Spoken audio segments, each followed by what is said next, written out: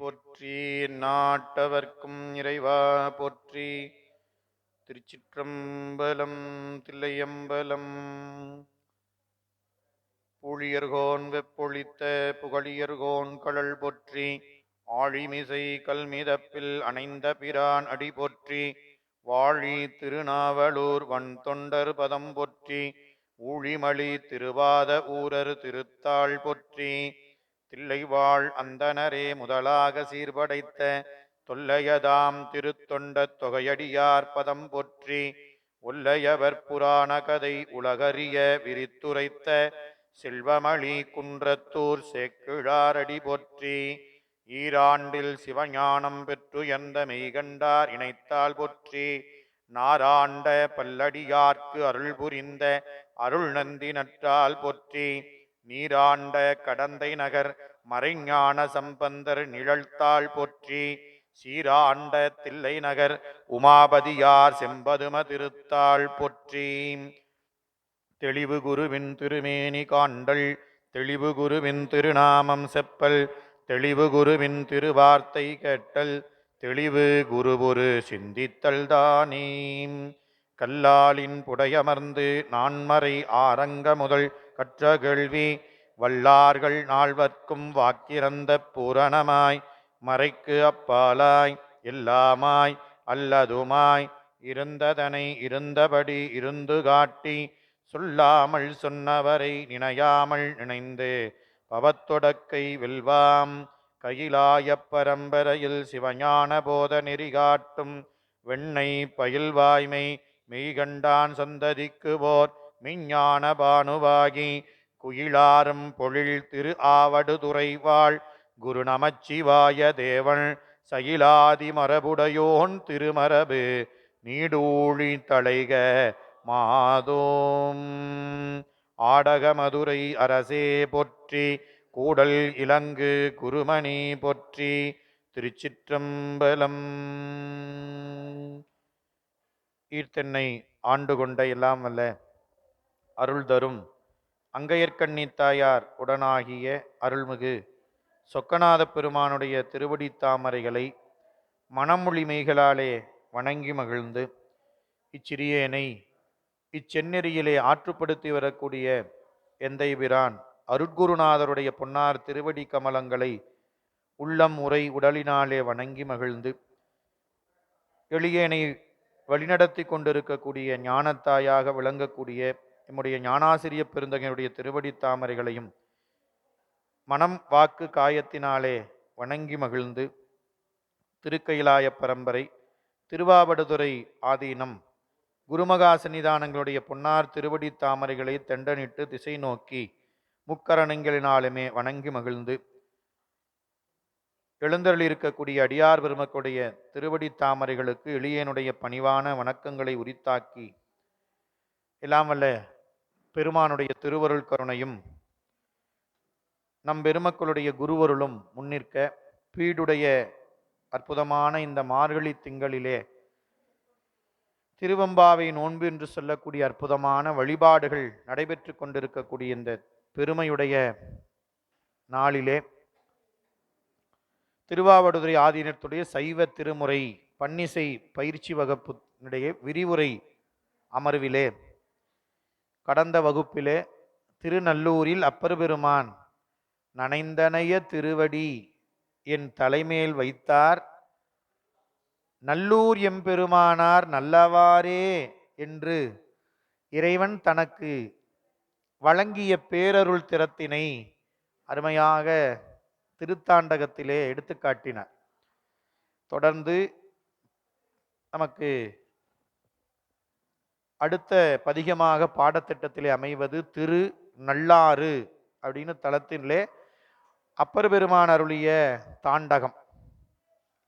நமக்கு நவம்பர் மாத பாடத்திட்டத்தின் 2வது பதிகம் திருநல்லாற்று திருப்பதிகம். இறைவன் நல்லாற்று எம்பெருமான் சுயம்புவாக தோன்றியவர், தர்ப ஆரண்யேஸ்வரர் என்று வழங்கப்பெறும். வடமொழியில இறைவி போகமார்த்த பூன்முளையார். இத்தலத்தினுடைய தீர்த்தம் நல தீர்த்தம். நலன் வந்து நீராடி வழிபட்டு அருள் பெற்றதனால நலத்தீர்த்தம். தலவிருட்சம் தர்பை.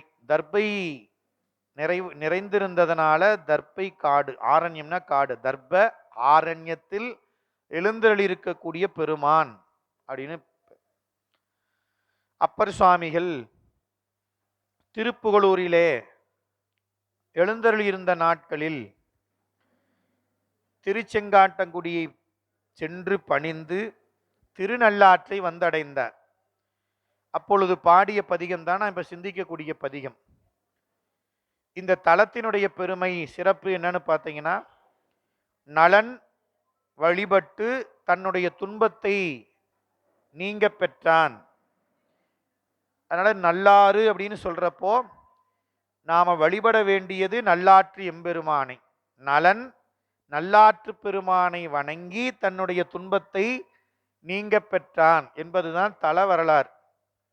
நலன் அங்க இருக்கக்கூடிய சனீச்சரனை வழிபட்டு பேறு பெறல, துன்பம் நீங்கல.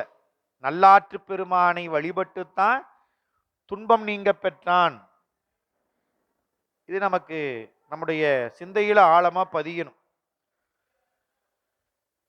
அதுக்கப்புறம் திருமால், பிரம்மதேவர், திக்குப்பாலகர், வசுக்கள், அகத்தியர், அர்ச்சுனன், போசன் முதலியோர் வழிபாடு செய்திருக்கிறார்கள்.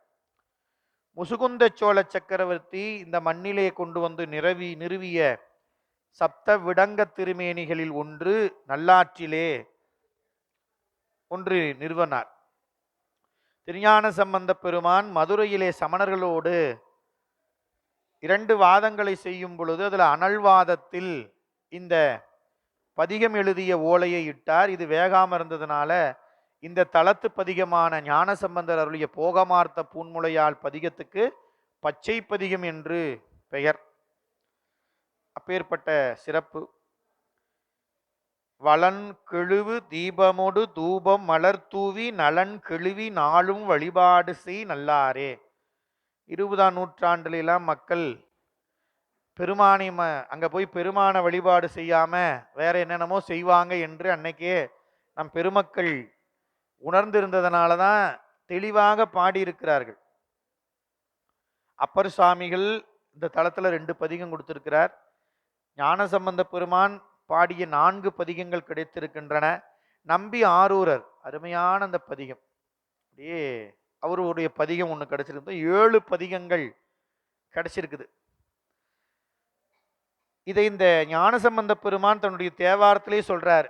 வளம் கெழுவு தீபமோடு தூபம் மலர் தூவி நலன் கெழுவி நாளும் வழிபாடு செய்தான். எங்க நல்லார்ல வழிபாட்டுக்கு என்னென்ன செஞ்சான்?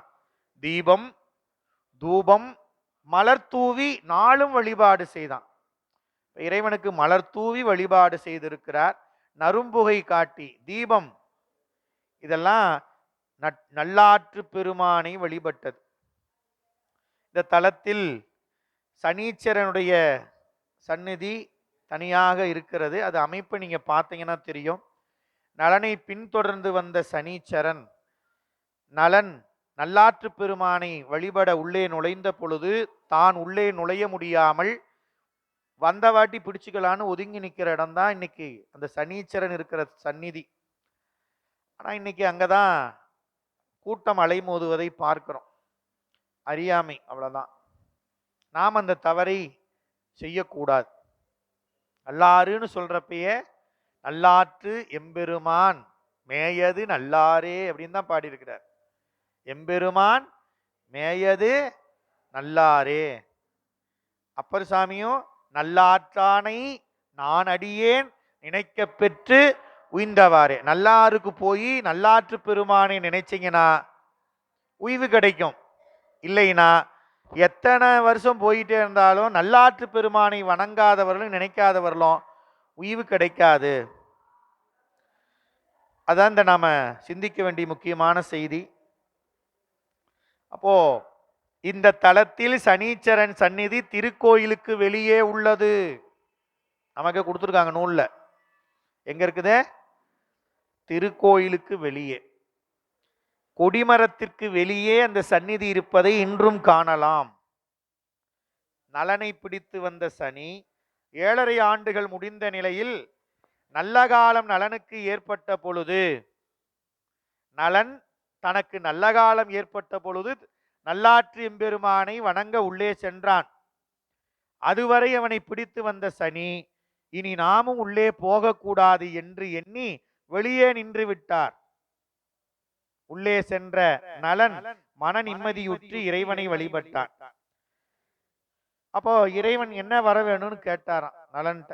இப்ப நலன் சொன்னா, என்னை பிடித்து வந்த சனி வெளியே இருக்கிறார், இனி இன்னையிலிருந்து இனிமே எதிர்காலத்தில் இந்த கோயிலுக்கு யாரெல்லாம் வருகிறார்களோ அவர்களுக்கெல்லாம் அந்த சனீச்சரன் நல்லருள் செய்யணும் அப்படின்னு வேண்டிக் கொண்டாராம். அதனால அது ஒண்ணுதான் அங்க அனுக்கிரக மூர்த்தியாக சனீச்சரனை வைத்திருப்பதனுடைய நோக்கம் அவ்வளவுதான். அதனால அவருடைய சந்நிதி அமைப்பு நாம பார்க்கிறோம். நாம வழிபட வேண்டியது நல்லாற்று பெருமானு பார்த்தோம். அப்ப சனீச்சரனை வணங்கி விட்டு கோயிலுக்குள்ளேயே போகாம அப்படியே வர்றவங்க எத்தனையோ ஆயிரம் பேர் இருக்கிறாங்க. உள்ள சாமி சிவலிங்கம் இருக்குதா? அட, நான் இத்தனை வருஷமா போறேங்க, வருஷம் வருஷம் 2 தடவை, ஆனா உள்ள போய் பார்த்தது இல்லையே. சொன்னாதானே தெரியும். எத்தனை ஆயிரம் பேர் வராங்க. அப்படி குளத்துல நீராட வேண்டியது, அழுக்கு துணியெல்லாம் அங்கேயே எரிஞ்சிட வேண்டியது, அப்புறமா நேரா போய் அவரை பார்த்துட்டு சனீச்சரனை பார்த்துட்டு திரும்பி வீட்டுக்கு வந்துட வேண்டியது. அது மிகப்பெரிய தவறு. ஏன் என் துன்பத்தை போக்குவான்னு நினைச்சு மக்கள்லாம் போய் வழிபாடு செய்யக்கூடிய சனீச்சரனுக்கு அனுகிரகம் பண்றவர் உள்ள இருக்கிறார். அவர் கொடுத்தா தான் இவருக்கு கொடுக்க முடியுங்கிறத நாம தெரிஞ்சுக்கணும். உள்ள இருக்கக்கூடிய நல்லாற்று எம்பெருமான் அருள் செய்தாதான் வெளியில் இருக்கிறவர் அருள் செய்ய முடியுமே தவிர வெளியில இருக்கிறவர் ஒன்றும் செய்ய முடியாது. அவர் நினைப்பாரட, பாவிங்களே இங்கேயே எல்லாம் வந்து நிக்கிறீங்களே, என்கிட்ட ஒண்ணும் இல்லையா, அவர் கொடுத்தாதானே நான் தர முடியும் அப்படின்னு நிக்கிறார். ஆக சனீச்சரனை ஆட்சி அப்படின்னு சொல்லக்கூடிய அதிகாரத்தை கொடுத்து வச்சிருக்கிறவர் சிவபெருமான். அவர்தான் ஈஸ்வரன் என்ற நாமத்துக்கும் பட்டத்துக்கும் உரியவர் நல்லாற்று எம்பெருமான் மட்டுமே தான். ஆனா இன்னைக்கு என்ன சொல்லிடுறோம்? சொல்லவே கூடாது. சனி சரண் தான் பேர். ஈஸ்வரன்கிற பட்டம் சிவபெருமானுக்கு உரியது, சிவபெருமானுக்கே உரியது. அதனால நாம தயவு செஞ்சு இனிமே அதை நாம சொல்லக்கூடாது. சொல்றவங்ககிட்ட எடுத்து சொல்லணும், நாம சொல்லிடக்கூடாது. சனீச்சரன். ஆமா, அப்புறம் சனி பகவான், பகவான்லாம் நமக்கு பெருமான் தான்.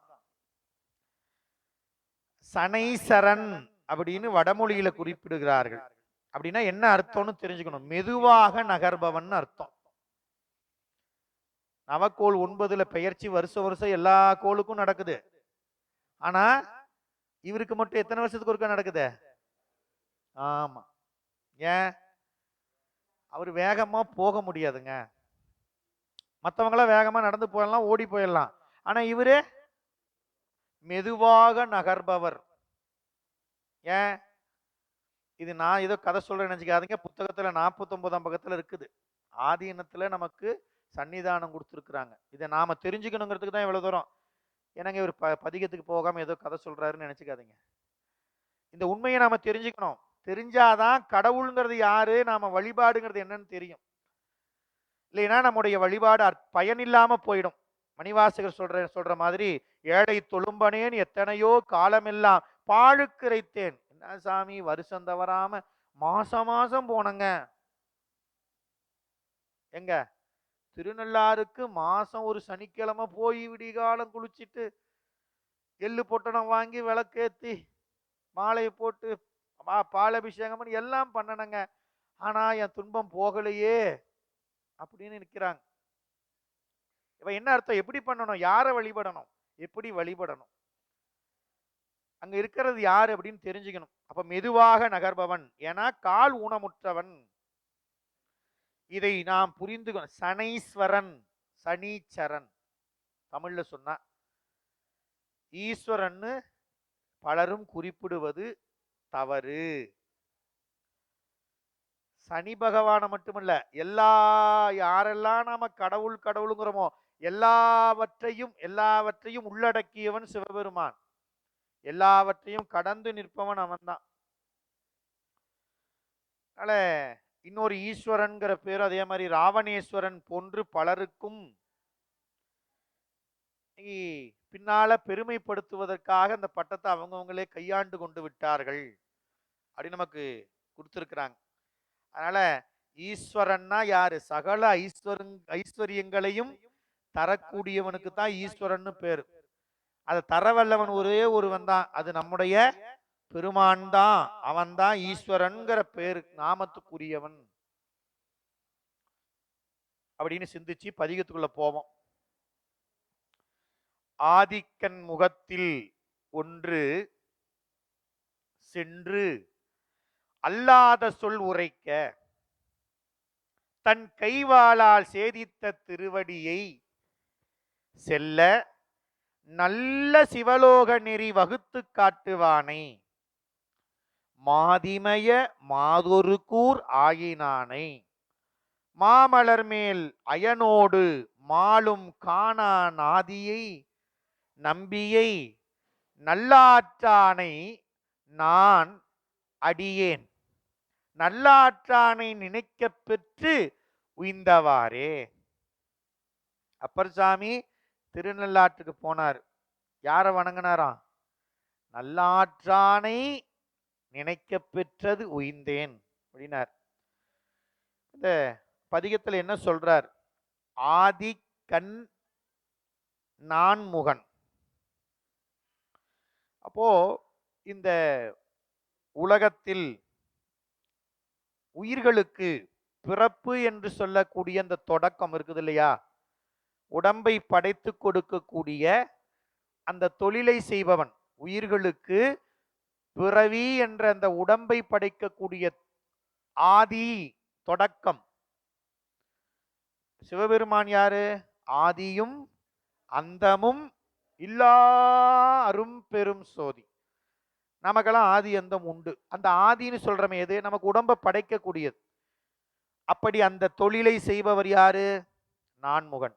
ஆதிக்கண் நான்முகன். அந்த நான்முகன் முகத்தில், நான்முகன் முகத்தில் ஒன்று சென்று. அப்போ நான்முகன் இப்பதான் பேர் அவருக்கு. அதுக்கு முன்ன அவருக்கு எத்தனை முகம்னு கேட்டீங்கன்னா 5 முகம். அந்த 5 முகத்தில் ஒன்று சென்று நான்முகங்களினும் மேற்பட்ட ஒரு முகம், 5வது முகம் என்ன பண்ணுச்சு? சிவபெருமான் தன்னை போலவே 5 முகம் கொடுத்தார். பரவாயில்லப்பா, நினைச்சு பாருங்க. ஒரு உதாரணத்துக்கு வச்சுக்கோங்க, ஒரு முதலாளி நல்ல உயர்ந்த ரக கார்ல போறாரு. தான்கிட்ட பணி செய்யறவனுக்கும் அந்த காரை கொடுப்பாரா அப்படின்னா சந்தேகம்தான், வாய்ப்பு குறைவு தான். ஆனா நம்ம பெருமான் என்ன பண்ணிட்டாரு? இந்த நீ 5 முகம் வச்சுக்கோ. ஆனா அந்த 5 முகத்தில், அந்த நான்முகத்தில் மேற்பட்ட ஒரு முகமாக 5வது முகத்தில் என்ன சொன்னான் நான்முகன் அப்படின்னா, அல்லாத சொல் உரைத்தான். அல்லாத உண்மையில்லாதவற்றை சொன்னான். என்ன உண்மை இல்லாத சொன்னான் அப்படின்னா, நீங்க கந்தபுராணம் உள்ளிட்ட நூல்கள்ல இதை விரிவா சொல்லியிருக்கிறாங்க. சிவபெருமான பார்த்து மகனே வா அப்படின்னாராம். யாரு? நான்முகன். சிவபெருமான் யாரு? யாவர்க்கும் தந்தை தாய், தனக்கு அகுதிலான். அவனை பார்த்து, அந்த பெருமானை பார்த்து மகனே பாடினாராம். சிவபெருமான் பார்த்தாராம், ஐயோ இவனுக்கு இவ்வளவு செருக்கு இருக்குது, இந்த செருக்கு இவனுக்கு வினையை கொடுத்து ரொம்ப பாவத்தை கொடுத்து பிறவி குழியில தள்ளிடும்னு கருணையோடு அந்த முகத்தை என்ன பண்ணிட்டாரு? தன் கை வாளால் சேதித்த திருவடி. வாள்லாம் இல்ல, கையே வாள். அப்படி இந்த சிண்டு விரல்ல இப்படி தட்டிட்டாராம். அப்ப அது அன்னையிலிருந்து அவருக்கு எத்தனை முகம்? 4 முகம்தான். 5வது முகம் கிடையாது. நீங்க திருவையாறுக்கு அருகில் இருக்கக்கூடிய சப்தத்தான தலங்கள், ஏழூர் தலங்கள் அப்படிங்கிறதுல கண்டியூர்னு ஒரு தலம் இருக்குது. திருவையாறுக்கு போறதுக்கு முன்னாலேயே இருக்கும். அங்க போய் பார்த்தீங்கன்னா, அங்க இருக்கிற பெருமானுக்கு பிரம்மசிர கண்டீஸ்வரர்னு பேர். பிரம்மனுடைய சிரத்தை கொய்தவன். அட்ட வீரட்ட தலத்துல முதல் தலம் அது. அததான் இங்க சொன்னாரு. அந்த உண்மையில்லாதவற்றை உரைத்த நான்முகனின் அந்த 5வது முகத்தை கைவாளால் சேதித்தான். சேதித்தல்னா அறுத்தல். அறுத்த பெருமானுடைய திருவடி, திருவடியை செல்ல. நீங்க காஞ்சி புராணத்துல இத வைரவர் கோலம்னு காட்டுறாங்க. இந்த பிரம்மன் தலை குய்தது. அந்த பெருமானுடைய திருவடியை செல்ல நல்ல சிவலோக நெறி வகுத்து காட்டுவான். அப்பேற்பட்ட பெருமான் திருவடியை நாம் அடைவதற்கு நல்ல நெறி. அந்த நல்ல நெறியை வகுத்தவன் யாரு? சிவபெருமான். சட்டம், நம்ம இந்திய திருநாடு, தமிழகம் நம்ம வாழ்றோம்னா நமக்கு என்ன இருக்குங்க? அரசியல் அமைப்பு, சட்டம் இருக்குது. அதுபோல அவனை அடைவதற்கு நல்ல நெறி உண்டு. அதை வகுத்தவன் யாருன்னு கேட்டா சிவபெருமான் தான் வகுத்து காட்டுவான். எதுக்கு?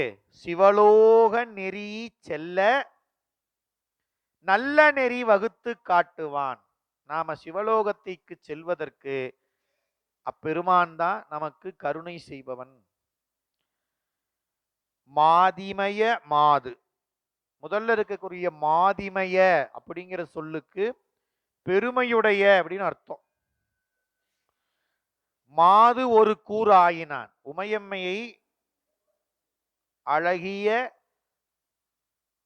உமையம்மையை இடப்பாகத்திலே கொண்டிருக்கக்கூடிய பெருமையுடைய திருக்கோலமுடையவன். மா மலர்மேல் அயனோடு மாலும் காணா நாதி. நாதினா நாதன். அப்ப திருமாலும் பிரம்மனும் காண முடியாத நாதன் நம்பி நல்லாற்றான். அந்த பெருமானை நான் அடியேன் அப்படின்னார். இந்த இடத்துல நான் அப்படிங்க, நான்னு நம்ம சொல்லக்கூடாது, முனைப்புள்ள நமக்கு அப்படின்னா, இங்க நான் அடியேன்னா என்ன பொருள்னா நானாகிய அடியவன் அப்படின்னு பொருள். அப்ப அடிமை அப்படிங்கிறார். நான் அடியேனாய் அடிமையாய் உன் திருவடியை நினைக்கின்றேன் அப்படின்னு அர்த்தம். அடிமையாய் வந்து நல்லாற்று பெருமான் திருவடியை நினைக்க பெற்று நான் உய்ந்தவாறே. நினைக்க பெற்று அப்படின்னா தியானித்தல்னு அர்த்தம். திருவடிகளை நினைக்க பெற்று நான் அடியேன் உய்ந்தவாறே. அப்ப நமக்கு உய்வு அப்படின்னா என்ன? எப்ப நமக்கு உய்வு கிடைக்கும்னா திருவடியை நினைச்சாதான் உய்வு கிடைக்கும். அப்படிதாங்க நானும் நினைக்கலான்னு நினைக்கிறேங்க. நானும் பஸ்ஸில் 2 மணி நேரம் வரேன், ட்ரெயினில் 2 மணி நேரம் வரேன் போகிறேன். நானும் இப்படி தாங்க நினைக்கிறேன், ஆனால் நினைக்க முடியலைங்க. ஞாயிற்றுக்கிழமை ஒரு நாள் முழுக்க ஓய்வு கிடைக்குது நமக்கு. இப்படி ஏதாவது வகுப்புக்கு வந்தால் தான் நினைக்க முடியுது. தனியாக எதாவது இருக்கலாம்னா என்ன பண்ண நினைக்க முடியலைங்க இல்லையா? நமக்கு வருத்தம் இருக்குது. அதுக்கு அவன்தான் அந்த நல்ல நெறியை வகுத்து காட்டணும். குருநாதனாக வந்து உபதேசம் செய்து நல்ல நூல்களை நமக்கு போதித்து நம்மை சிந்திக்க வைத்து கேட்க வைத்து தெளிவடைய வைத்து அப்புறம்தான் சிவலோகத்துக்கு கூட்டிட்டு போவார். அப்ப அந்த திருவடியை சிந்தித்தால் நமக்கு உய்வு. அந்த திருவடியை சிந்திக்கக்கூடிய நெறி அவன்தான் கொடுக்கணும். அதனால அவங்கிட்ட வந்து நின்னாதான் நமக்கு அந்த நல்ல நெறியை பின்பற்றக்கூடிய நிலை நமக்கு வாய்க்க பெறும். 2வது பாட்டு சொன்னார்.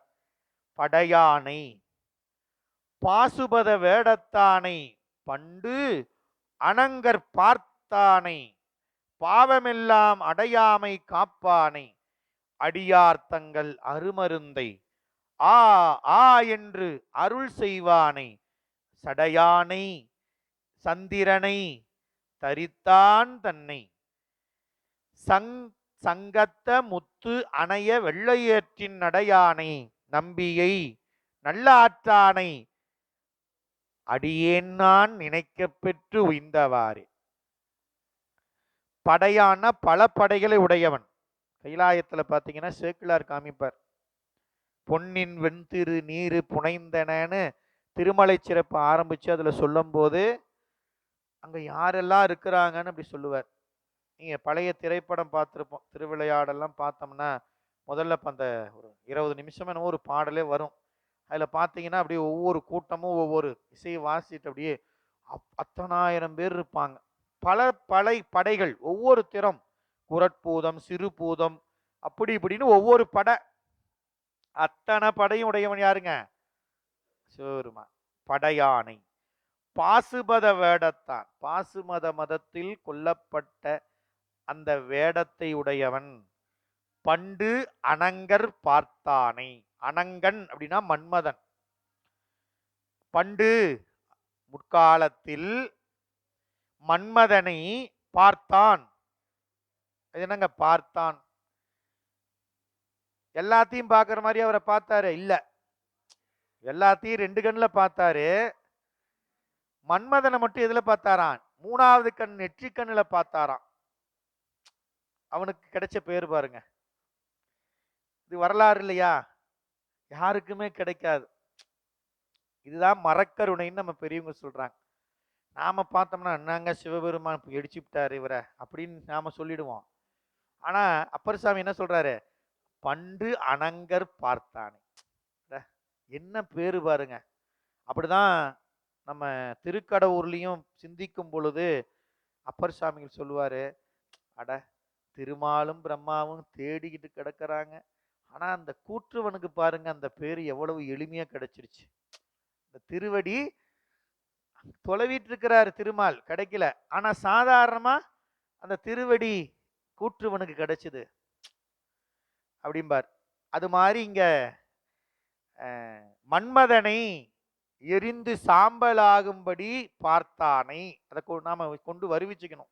பார்த்தான் அப்படின்னா நெற்றி கண்ணினால் மன்மதனை வெந்து சாம்பலாகும்படி பார்த்தானை. பாவமெல்லாம் அடையாமை காப்பானை. எதுக்குங்க எரிச்சார்? அவன் ஆன்மாவுக்கு பாவம் சேர்ந்துடக்கூடாது. அதனால அப்பயே உடனடியா தண்டனை. அப்ப என்ன ஆயிடும்? மறுபடியும் இந்த வினை கணக்குல சேராது.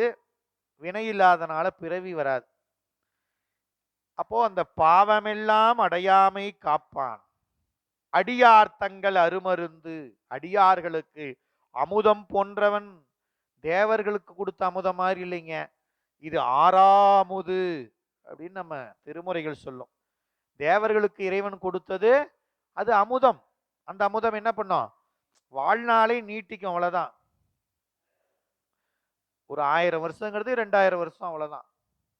ஆனா அடியார்களுக்கு சிவபெருமான் அமுதுனா யார்? அது அது அருமருந்து, கிடைப்பதற்கரிய அமுதம். ஆவா என்று அருள் செய்வான். சிவபெருமான் யாருன்னா ஆ ஆனா இரக்க குறிப்பு. ஆச்சரியம், இரக்கம். அப்படின்னு இறங்குறமல்ல, அந்த குறிப்பு தான் ஆ ஆ என்று மணிவாசகர் சொல்லுவார். ஆ ஆ என்ன ஆசைப்பட்டேன் கண்டாய் அம்மானே. சாமி என்ன மேல இரக்கம் காட்ட மாட்டியா? போ அடியார்கள் மீது இறங்கி வந்து இரக்கம் கொண்டு அருள் செய்பவன் சிவபெருமான். ஐயோ பாவம் அப்படின்னு அர்த்தம். ஆ ஆ அப்படின்னு என்ன அர்த்தம்? ஐயோ பாவம் அப்படின்னு நினைச்சு வருவானா. சடையானை சந்திரனை தரித்த சடையான் தன்னை சங்கத்த முத்தனைய வெள்ளையேற்றின். இந்த விடைக்கு சொல்றார் அப்பர் சாமி. அந்த வெள்ளையேறு எப்படி தெரியுமா இருக்குது? சங்கத்த முத்து, சங்கின் கண் உள்ள முத்து. இந்த முத்து எங்க இருக்குங்க? ஆமா, சங்கு இல்லைங்க, சங்குக்குள்ள இருக்கக்கூடிய முத்து எப்படி வெண்மையா இருக்குதோ அதுபோல வெண்மையுடைய வெள்ளை ஏற்றின் நடை நடையான். அந்த விடையின் மீது ஏறு விடையை நடத்துதலை செய்பவன், அந்த விடையை செலுத்துபவன் அர்த்தம். நடையான் நம்பியை நல்லாற்றானை நானடியே நினைக்கப் பெற்று உய்ந்தவாறே.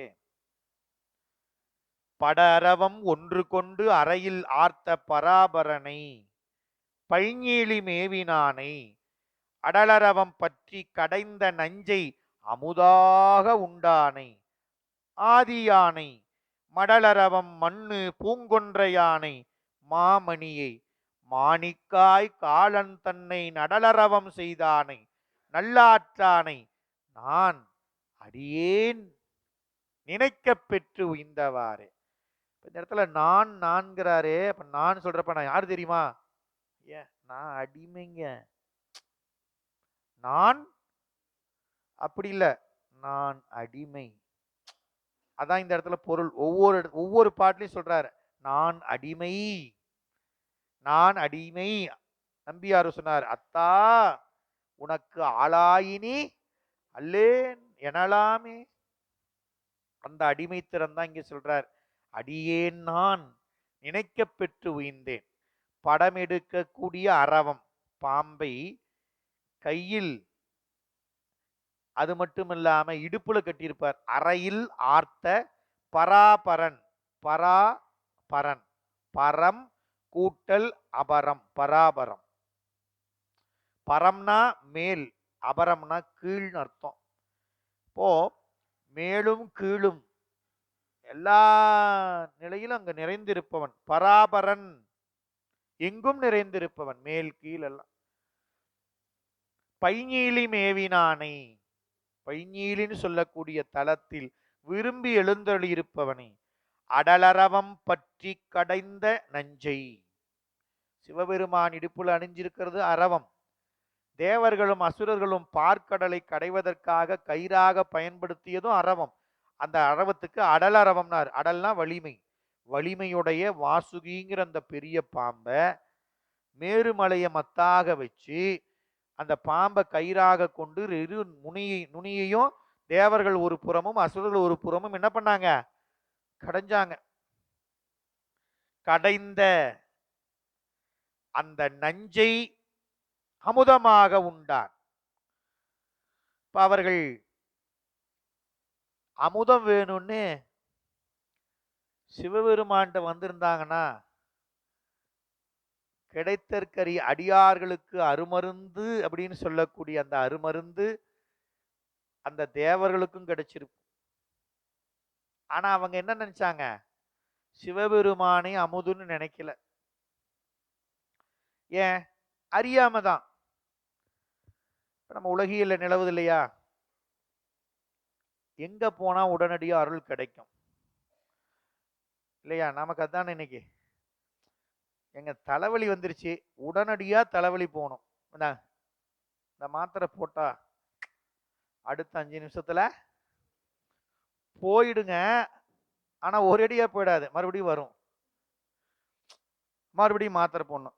இது வேற ஒரு 10 மாத்திரை கொடுங்க, வாங்கி வச்சுக்கலாம்.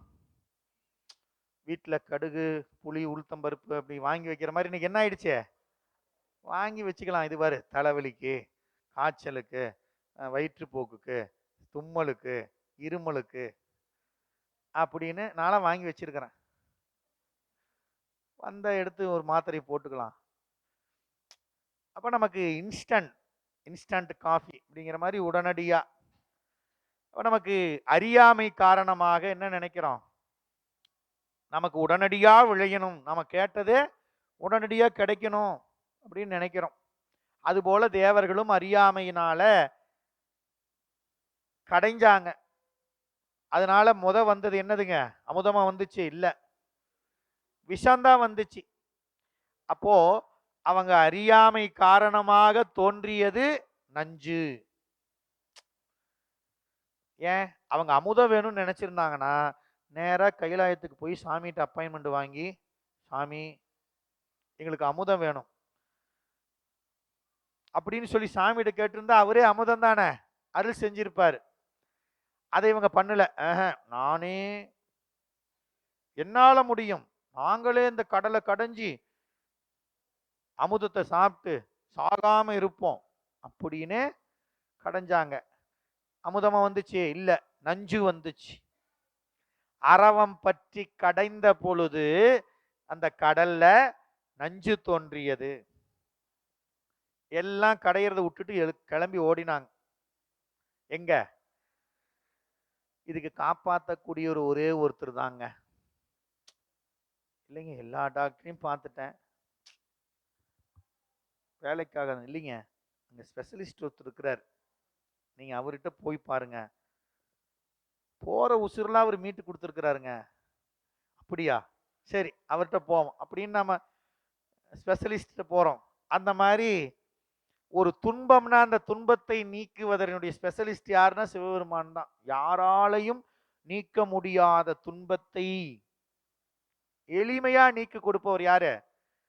சிவபெருமான் தான். பாவமெல்லாம் அடையாமை காப்பான். நாம இப்பதான் வருமுன் காப்போம் வருமுன் காப்போம் அப்படின்லாம் சொல்றோம். எல்லாம் அப்பயே சொல்லிட்டா அப்பர் சாமி. உயிர்களுக்கு பாவம் வந்து சேராம தடுப்பவன் பெருமான். அந்த துன்பத்தை நீக்குபவன். எல்லாம் ஓடனாங்க, சாமி எங்களை காப்பாத்துங்க, விஷம் வந்துருச்சு. அப்ப சாமி என்ன பண்ணாரா? நஞ்சை அமுதாக உண்டானை, அந்த விஷத்தை எடுத்தாராம், அத உண்டார். அவர் உண்ட உடனே அந்த நஞ்சு என்ன ஆயிடுச்சு? கடல்ல இருந்து வரும் பொழுது விஷம், அவர் விழுங்கும் பொழுது அமுதமாயிடுச்சு. அமுதாக உண்டான். சிவபெருமான் நினைச்சா என்ன வேணாலும் செய்யலாம். விச்சதின்றியே விளைவு செய்குவாய் அப்படிம்பார். அப்போ அந்த அற்புதமான அந்த கருணையை செய்த ஆதியான் முதல்வன் மடலரவம் மண்ணு கொன்றை. மடல் அரவம் அப்படின்னா மடல்னா இதழ், அரவம் அப்படிங்கிறது இந்த இடத்துல வண்டுகளை குறிக்கும். இதழ்களின் பக்கம் முரளக்கூடிய வண்டுகளினுடைய ஓசை நிலை பெற்றிருக்கக்கூடிய கொன்றை பூவை சூடியிருப்பவன் பெருமான். சடையில சூடியிருக்கிற கொன்றை மலர்ல எப்பொழுதும் வண்டுகள் முரன்று கொண்டே இருக்குமா. நடலர் மாமணியை மாணிக்காய் காலன் தன்னை நடலரவம் செய்தானை. இந்த கொன்றை அணிந்த பெம்மான் காலனை நடலரவம் செய்தான். நடல் அரவம், இந்த இடத்துல நடல் அரவம்ங்கிறது சிலம்பொலியை குறிக்கும். சிலம்பணிந்த தன்னுடைய திருவடிகளை தூக்கி சிலம்பு ஒலிக்க காலனை உதைத்தான். நடலை அப்படின்னா இன்னொன்னு ஒடுங்குவதற்குரிடணும். நடலை அரவம் ஒடுங்குவதற்கு ஏதுவான ஒளி அந்த சிலம்பொலி.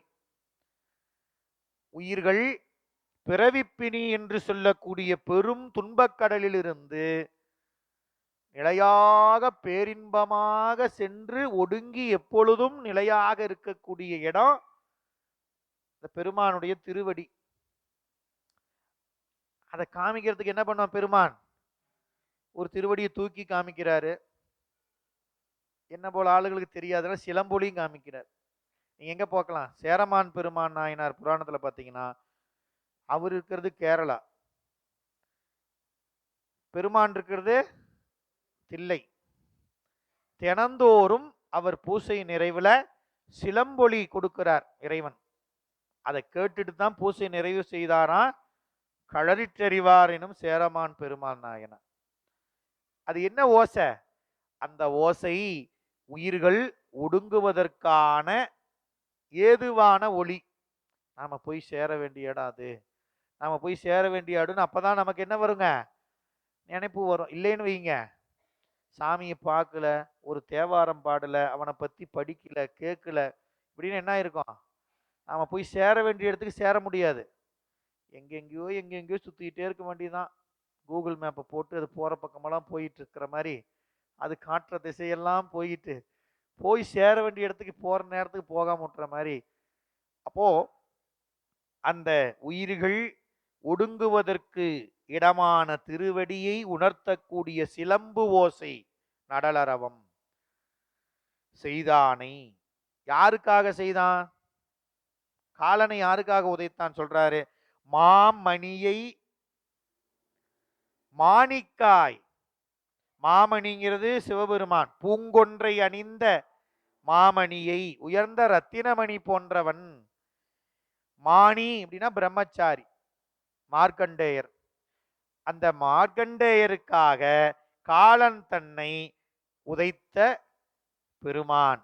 நல்லாற்றானை அடியேன் நான் நினைக்க பெற்று உய்ந்தவாறே. கட்டங்கம் ஒன்று தம் கையில் ஏந்தி கங்கணமும் காதில் விடுதோடுமிட்டு சுட்டங்கம் கொண்டு துதைய பூசி சுந்தரனாய் சூளம் கையேந்தினானை. பட்டங்க மாலை நிறையச் சூடி பல்கணமும் தாமும் பரந்த காட்டில் நட்டங்கம் ஆடியை நல்லாற்றானை நானடியே நினைக்க பெற்று உய்ந்தவாறே. கட்டங்கம் அப்படின்னா அது ஒரு படை கருவி. மழு அப்படின்னு வச்சுக்கலாம். கட்டங்கம் ஒன்று தம் கையில் ஏந்தி, கங்கணம் கையில பாம்பை கட்டிக்கிறார், கங்கணம் கட்டுற மாதிரி. காதில் விடு தோடு, தோடு குலை இட்டு சுட்டங்கம் கொண்டு துதைய பூசி, அங்கத்தை சுட்டு அந்த சாம்பலை உடம்பு முழுக்க துதைதல் அப்படின்னு என்ன அர்த்தங்க?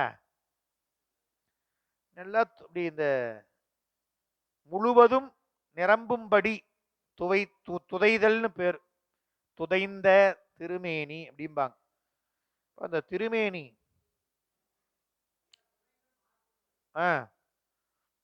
அப்படி நிறைம்பறுத்தல் துதைதல் அப்படின்னா, அப்ப அந்த சாம்பலை மேனி முழுக்க நிறைவாக பூசி இருக்கக்கூடியவன்.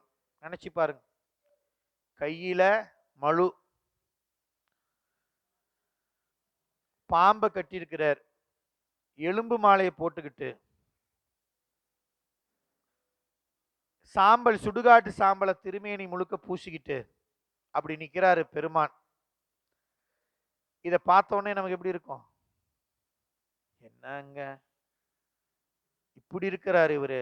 கோயில் சுடுகாடு, கொள்புலித்தோல், நல்ல ஆடை. ஏங்க அவருக்கு நல்ல ஆடை எது தெரியுமா? ஏங்க நாம நல்ல ஆடை வேணா காஞ்சிபுரம் போகணும் பட்டு எடுக்கிறதுக்கு, இல்லை போத்தீஸு, சென்னை சில்க்ஸு, சரவணா ஸ்டோர்ஸு அப்படின்னு நாம நல்ல ஆடைக்கு தொலைவரோம். சிவபெருமானுக்கு நல்ல ஆடை எது? புலி, கொன்ற புலியினுடைய தோல். அவர் இருக்கிற இடம் சுடுகாடு. தாய் தந்தை இல்ல, தனியாள். அப்பேற்பட்ட பெருமான் அவனை பார்த்துட்டு ஐயோ என்னங்க அப்படின்னு நினைக்காதீங்க. அப்படி இருந்தாலும் அவனுடைய கோலம் சுந்தரனாய் சூளம் கை ஏந்தினான். சாம்பலை பூசினாலும், எலும்பு மாலை அணிந்தாலும், புலித்தோலை உடுத்தியிருந்தாலும், பாம்பை கட்டியிருந்தாலும், ஊமத்த மலர் சூடியிருந்தாலும் அவன் என்றும் அழகன். அழகனாய் கையில் சூளம் ஏந்தி இருப்பவன். பட்டங்க மாலை நிறைய சூடி, பட்டங்கம் அங்கம் பட்டுச்சுன்னா என்ன ஆகும்? எலும்பு நெருப்புல போட்டா என்னாச்சு? அடுத்த நாள் பார்த்துப்ப எலும்பெல்லாம் பொறுக்கி. பட்டணத்தார் சொல்றார், பால் தெளிக்க எல்லீரும் வாருங்கள் அப்படிங்கிறார். அப்ப இந்த இடத்துல பட்டங்கம் அப்படின்னா எலும்பு. இந்த எலும்பு மாலை நிறைய சூடி இருக்கிறான். எங்க அப்பா ஒன்னு ரெண்டு இல்லையா, நிறைய சூடி இருக்கிறான். சுந்தரனாய் பல்கணமும் தாமும் பரந்த காட்டில். அங்க யார் இருக்கிறாங்க? அவனுடைய பூதகணம்லாம் இருக்கிறாங்க. இது காரைக்கால் அம்மையார் அற்புத திருவந்தாதி எடுத்து படிச்சீங்கன்னா அம்மா விரிவா சொல்லியிருக்கிறாங்க. அதுல பாத்தீங்கன்னா அப்பா. ஆனா அப்படி இருந்தாலும் அவன் அழகன். இங்க இது விரிவை காரைக்கால் அம்மையார் அற்புத திருவந்தாதியில பாத்தீங்கன்னா அத்தனையும் சொல்லியிருப்பாங்க. சுடுகாட்டுல யார் யாரெல்லாம் இருக்கிறாங்க, என்ன பண்ணனாங்க. அப்படி இருக்கிற சுடுகாட்டில் அதுல சொல்லுவாங்க, என்னென்ன வாத்தியம் இருந்தது, இதெல்லாம் கணம் வாசிச்சது. அப்பேற்பட்ட காட்டுல ஆடும் அப்பனிடம் திரு ஆலங்காடே கொங்கை திரங்கி நரம்பெழுந்து குண்டுகன் வெண் கண் குழி வயிற்று பங்கி சிவந்திரு பற்கள் நீண்டு அப்படி காமிப்பாங்க காரைக்காலமா. ஐயோ, இந்த பேய் எப்படி தெரியுமா இருக்கும்? இப்படி இருக்குது. அப்படி பேய் இருக்கிற காட்டுல அங்கம் குளிர்ந்து அப்பன் ஆடுகின்றான். எங்க? அப்பனிடம் திரு ஆலங்காடே. அதான் இங்க சொன்னார், பட்டங்கம் மாலை நிறைய சூடி பல்கணமும் தாமும் பரந்த காட்டில் நட்டு அங்கம் ஆடி. சிவபெருமான் அங்க கம் அப்படின்னா ஆகாயம், கம் அப்படின்னா ஆகாயம், ஆகாயத்தில் நட்டம் புரிபவன் அப்படின்னு அர்த்தம். நட்டங்கம் ஆடியை வெளியாகிய காட்டில் நடம் ஆடுபவன் நல்லாற்றானை அடியேன் நான் நினைக்க பெற்று உய்ந்தவாறே. நான் அடியேன் நல்லாற்றானை நினைக்க பெற்று உய்ந்தவாறே. அவனுக்கு அடிமை பூண்டுட்டா அவனைத்தான் நினைக்கணும், அவனை மட்டும்தான் நினைக்கணும். அதுதான் செய்தி. ஒவ்வொரு பாட்டையும் அதான் சொல்றார். இல்லைங்க, நான் புத்தகம் கட்டிட்டேன், திருநீர் பூசிட்டேன், சமயதீக்க வாங்கிட்டேன், நான் அந்த மலைக்கு போகலாமா, இந்த மலைக்கு போகலாமா, இந்த கோயிலுக்கு போகலாமா, அந்த கோயிலுக்கு போகலாமா அப்படின்னு கேள்வியே. நான் அடியேன். நான் யாரு? நான் அப்பர் சாமி சொல்றாருங்க, நான் அடியேன் இல்லை, அப்பர் சாமி சொல்றார் தன்னை. நான் அடியேன், நான் அடியேன் நல்லாற்றானை நினைக்க பெற்று உய்ந்தவாறே நான் அடியேன். அப்போ ஒரு அடியவர் நம்ம என்ன இலக்கணம்? நாங்க இப்போ இவர் தான் அடியாரா, இவர் அடியார் இல்லையா? நான் என்ன இலக்கணம் சொல்லிட்டார் அப்பர். சிவபெருமானை மட்டுமே நினைக்கிறவங்க அடியவர்.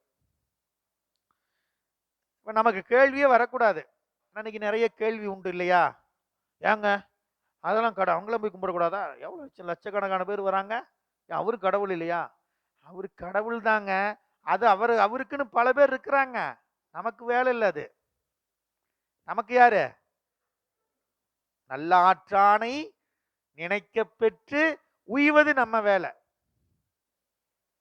நமக்கு சிவாலயம், நம்ம பெருமான், நம்ம பெருமக்கள், அவ்வளவுதான்.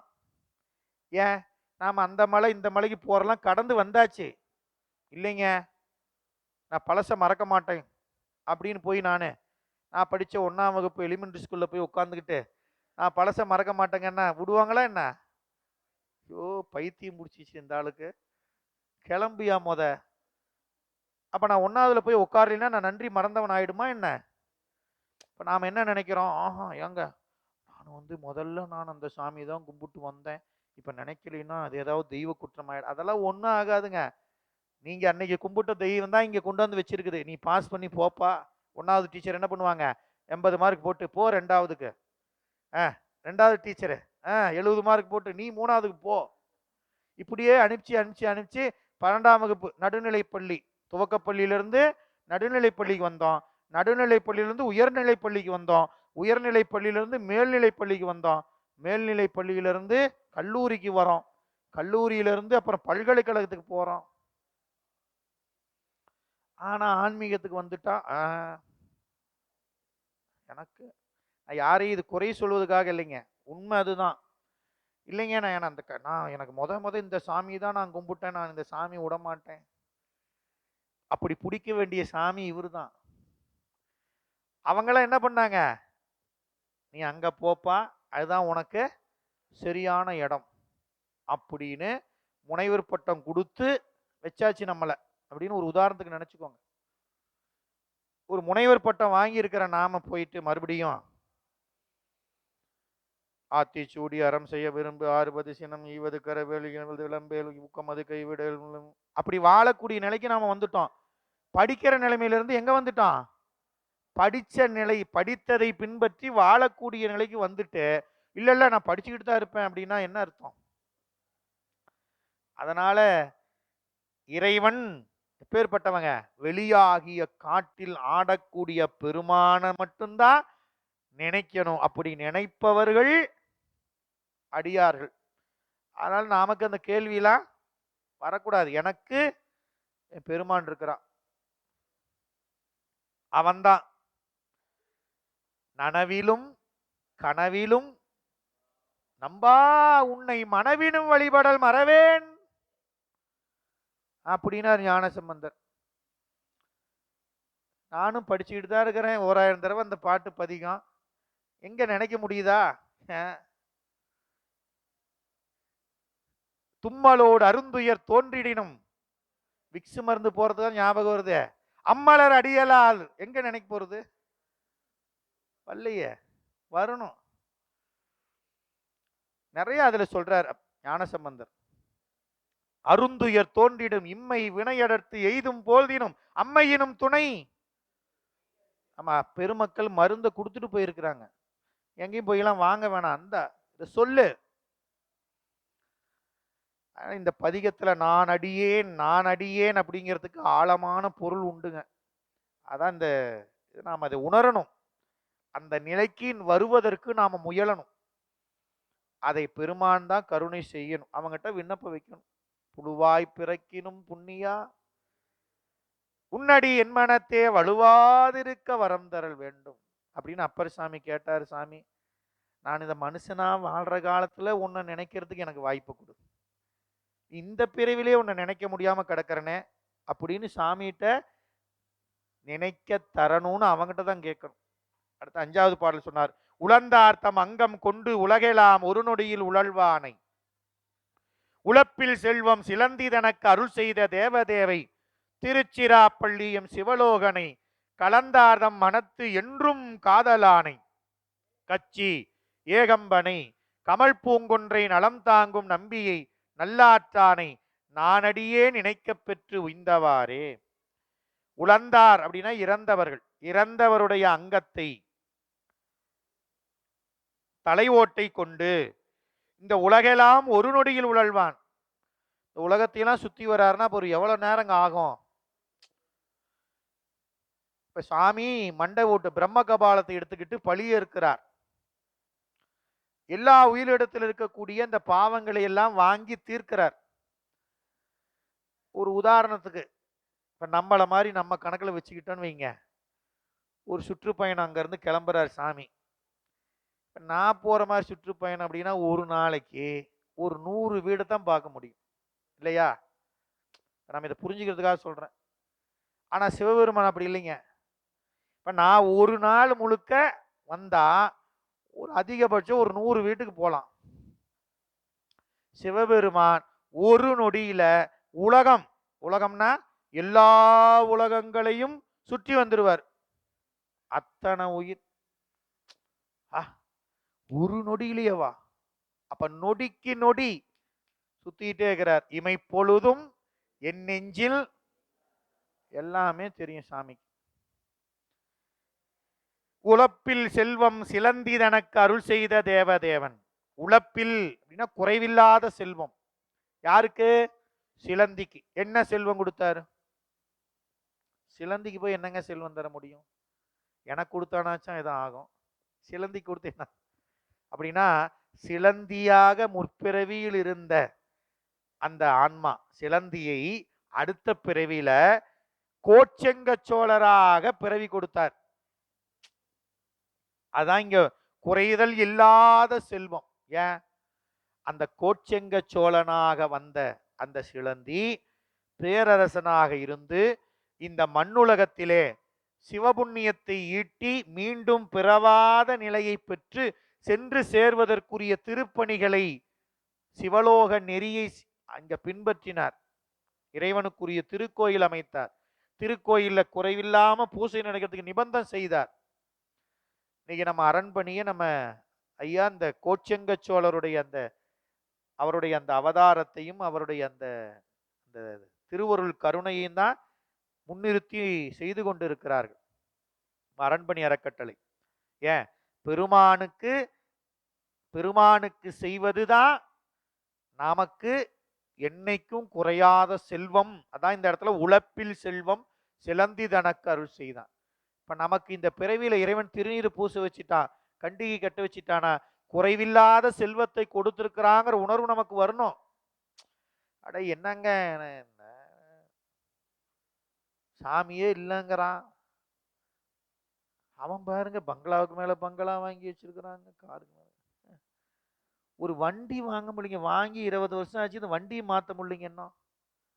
அப்படின்னு நம்ம சின்ன சின்ன பொய் மாயை இந்த உலக பொருளுக்காக மயங்கிடக்கூடாது. நமக்கு குறைதல் இல்லாத செல்வம் எதுனா இதுதான், இந்த நெறிதான், நம் பூசுற திருநீர் தான், நம்ம கிட்ட இருக்கிற திருமுறைகளும் சித்தாந்தமும் தான் நமக்கு குறைதல் இல்லை, என்னைக்கும் குறையாத செல்வம். மற்றதெல்லாம் என்ன ஆகும், அப்படியேவா இருக்கும். 2000 ரூபாய் நோட்டு கட்டுக்கட்டா வச்சிருந்தாங்க, திடீர்னு ஒரு அறிவிப்பு வந்தோன்னு என்ன ஆயிடுச்சுங்க, மதிப்பே இல்லாம போயிடுச்சுங்க. போன நிமிஷம் வரலும் பல லட்சம் ஆயிரம் கோடி அதனுடைய மதிப்பு, அந்த தாளுக்கு மதிப்பு கணக்கே இல்லை.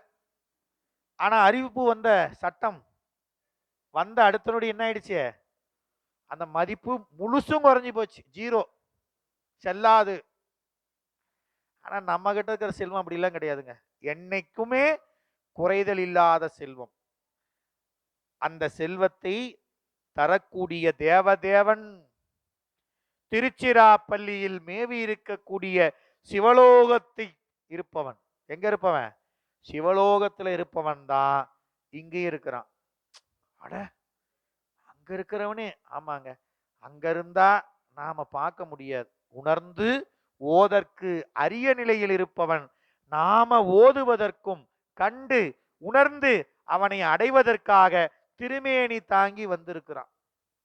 திருச்சிராப்பள்ளி, பைஞீலி, நல்லாறு, திருப்பத்தூர், எல்லா இடத்துலையும் கலந்தாதம் மனத்தென்றும் காதலான். கலந்தார் மனதில் அவனை கலக்கணும். என்னென்னமோ கலக்குதுங்க, வாழ்க்கையே கலங்கி போயிடுதுங்க. ஆனா அவனை மட்டும் உள்ள கலக்க முடியல.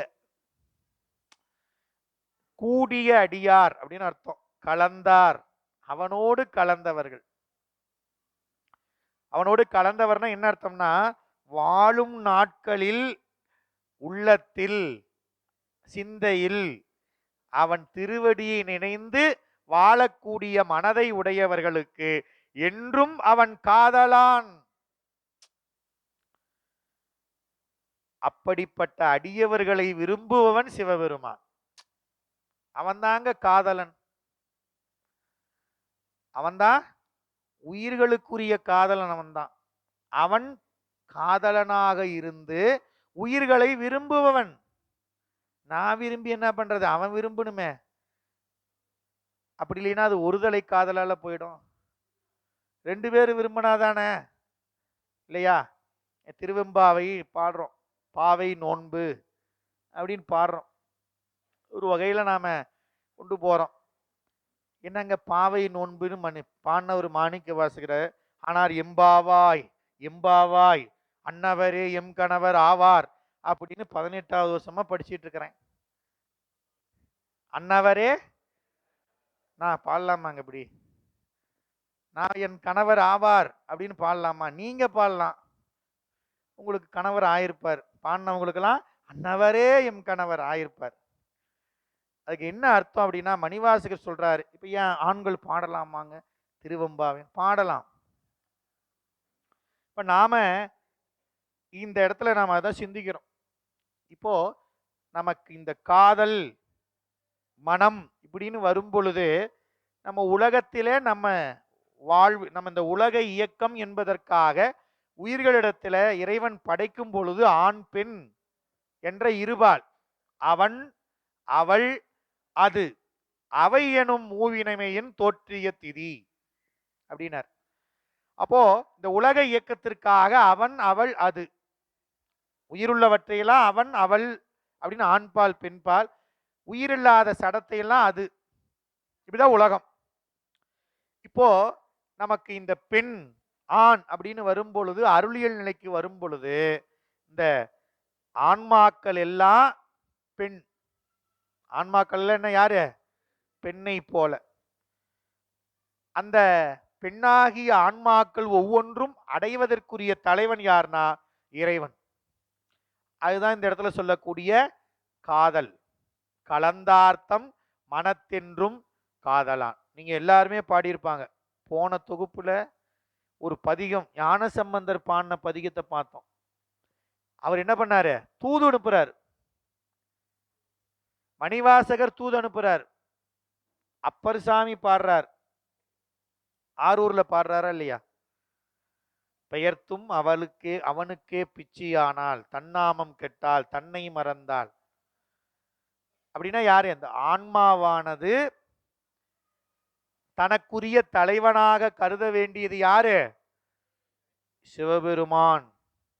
அப்படி அவன் திருவடியை நினைந்து வாழக்கூடிய மனவுடைய அடியார்களுக்கு அவன் அந்த அடியவர்களை விரும்புபவனாக இருப்பவன். கச்சி ஏகம்பனை, இதுதான் அன்னவனாம் ஆரூரன் அடிமை கேட்டு ஒப்பார் ஆரூரில் அம்மானுக்கு அன்பராவாரே. எனக்கு மட்டும்தான் இறைவன் தோழனா கொடுத்தான்னு நினைக்காதீங்க. நீங்களும் அவனுக்கு தோழன் ஆகலாம். எப்ப? திருத்தொண்ட தொகையை பாடிக்கிட்டே இருந்தீங்கன்னா அவனுக்கு தோழன் ஆயிடலாம். ஆரூரில் அம்மானுக்கு அன்பர் ஆவாரே. ஆவார்னு சொல்ல, ஆவாரேனர். நலம் தாங்கும் நம்பியை. நலம் இந்த இடத்துல மாலை. கொன்றை நலம் அப்படின்னா கொன்றை மாலையை தாங்கக்கூடிய நம்பியாகிய நல்லாற்றானை நான் அடியே நினைக்க பெற்று உய்ந்தவாறு. நம்பினா நல்ல இளமை கோலமுடையவன், என்றும் இளமை கோலமுடையவன் நம்பி. நம்மெல்லாம் கல்யாணத்துக்கு முன்னவர்கள் தான் நம்பின்னு சொல்ல முடியும் என்னையெல்லாம். அப்புறம் வேற நமக்குரிய பருவம் அப்படியே வளர்ந்துட்டே வரும். ஆண்களுக்கு பெண்களுக்கு நமக்கு இலக்கணத்துல தமிழ்ல நிறைய பருவங்கள் கொடுத்துருக்குறாங்க. நமக்கெல்லாம் ஸ்டேஜ் ஆக ஆக என்ன ஆயிடும்? செல்வன், திரு, அவ்வளவுதான். மறுபடியும் நம்பிலாம் கிடையாது. ஆனா சிவபெருமானுக்கு மட்டும்தான் நம்பின்னு பேர். ஏன்? என்றும் இளமை கோலத்தோட இருப்போம். 6வது பாட்டு சொன்னார், குலம் கொடுத்து கோல்